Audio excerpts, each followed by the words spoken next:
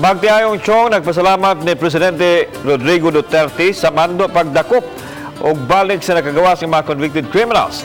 Midangop sila sa CIDG aron masiguro nga madakpan gyud ang mga naglugos o nagpatay sa ilang mga anak nga silang Mary Joy ug Jacqueline. Ano ang report?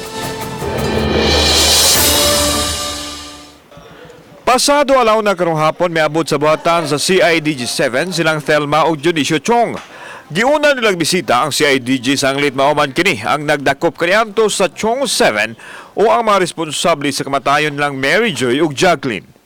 Tulo sa 7 ka mga konbiktado ang nakagawas na gumikan sa GCTA nga maoy naghatag og kasakit sa pamilya sa mga biktima. Gusto nilang masiguro nga mailhan pa sa mga taga CIDG ang tulo ug madakpan sa daling panahon.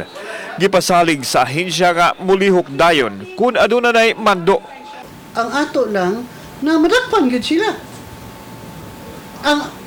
Ang diferensya, CIDG ba ang idakop sa una sa Chiong 7? So, ang diferensya, kung ang bagong CIDG, kaila ba nila? Na, years has changed their face. Oh, di ba? Years has changed their face eh. So, ang kanang gipakita sa TV, di na mao.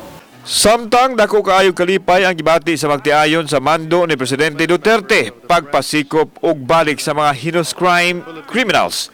Labaw sa tanan ang pagtangtang kang Bucor Chief ni Canor Faildon. Nagplano ang magtiayon nga makikita sa presidente sa pagbisita nini sa Sugbo. Dako kay kong pasalamat ni President Duterte na iyan ning giaksyonan ning issue party aning kaning Bucor na pagkawas mga kriminal.